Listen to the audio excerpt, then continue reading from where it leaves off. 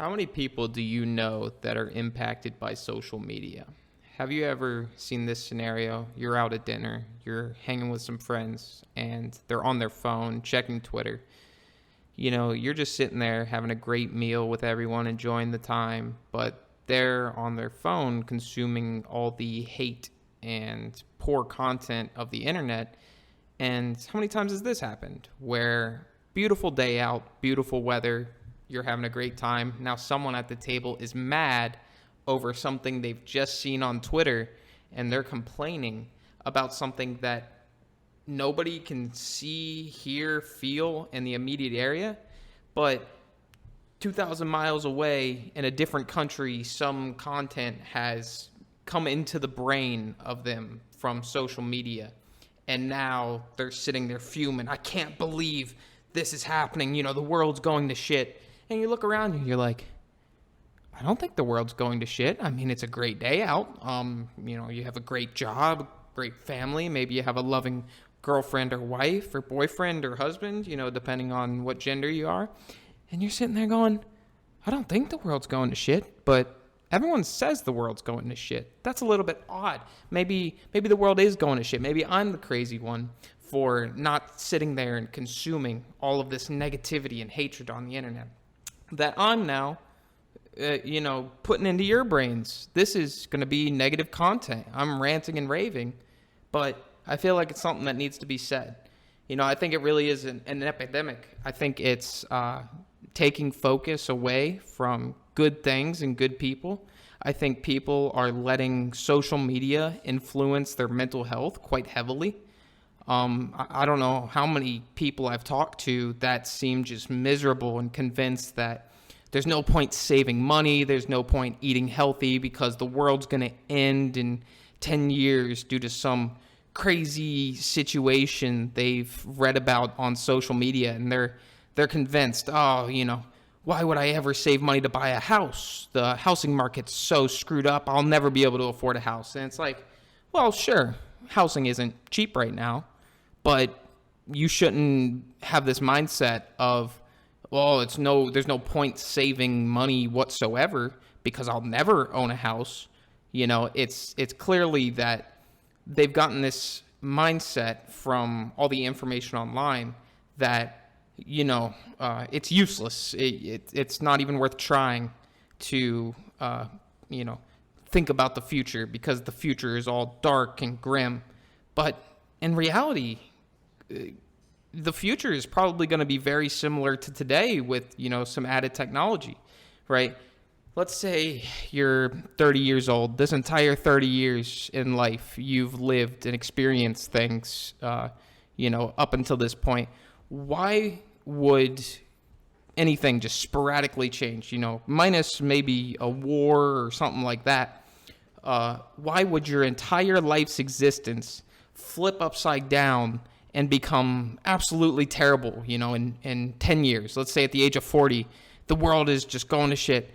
Well, in reality, it's much more likely that things will continue pretty much as normal. Some minor things will change that rarely ever influence you. I mean, let's talk like a new politician gets elected.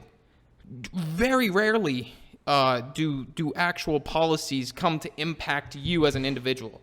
Now, sure, there are some, right? Gas prices going up, stock market price changes.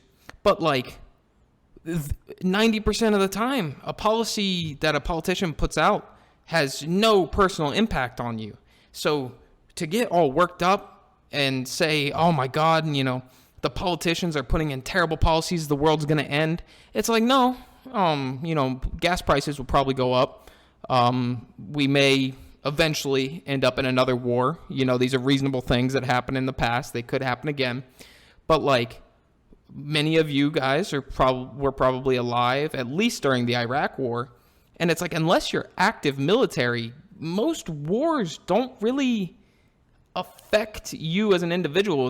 This isn't World War II where your house is getting mortared constantly in Great Britain, where you're having to huddle in the basement and ration food and supplies. It's like, no, more than likely, if any, war breaks out, especially if you're from the United States, it's very likely not to be on American soil. And unless you're active military, that war really won't affect you. Prices of things might change due to the economic situations that the war would cause. But in terms of like fear and safety of yourself, very unlikely, you know? So I think it's really just, unhealthy to use social media as the main form of like information you're getting, because naturally what's popular on social media is fear mongering, where you're sitting there, in your couch reading Twitter and it's all doom and gloom, but there's no reason for it to be doom and gloom. I myself don't really use Twitter.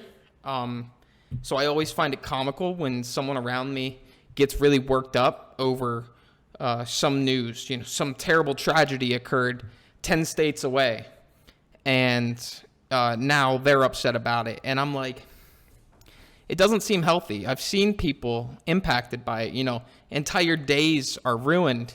They're sitting there having a good day, get some bad information from Twitter at noon, and now the rest of their day, they can't get it out of their mind. Oh my God, this is so terrible. They're telling everyone they know, have you seen this? It's so terrible. And at the end of the day, I don't think that's worth it. I think mental health severely takes a downturn when you're absorbing content like that, and it's just not worth it. I think I see the impact on teens and young adults nowadays that have grown up on social media.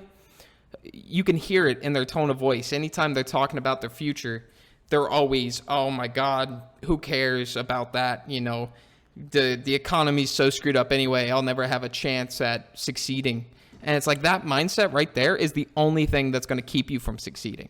The mindset that I can't succeed is the only mindset that could possibly keep you from succeeding. Everything else is fair game. If you put your mind to something and you really work hard, I truly believe anything is possible. And I think that about concludes my rant on social media and its impact on modern life. I absolutely hate the access, the sheer number of users that are able to just pull up their phone real quick and get the most vile news, pretty much on demand. And it's never good news. You rarely see something that's super heartwarming, pictures of puppies and kitties just doing great things. It's always the hate and the negativity that's popular. So, hopefully you guys take something out of this. Hopefully, if you know someone that you could be like, oh yeah, they might be getting affected by social media, maybe just reach out to them, tell them, hey, you don't have to be on Twitter all day, every day. That's probably doing something bad for you. And they'll probably admit it. They'll probably say, yeah, every time I get on Twitter, I get upset, but I just can't help it. It's like an addiction for them. And it's a very real addiction. Social media addiction is proving more and more common, and I've seen people impacted by it. So that's all I got for you guys today. Have a great day. And as always, thanks for watching.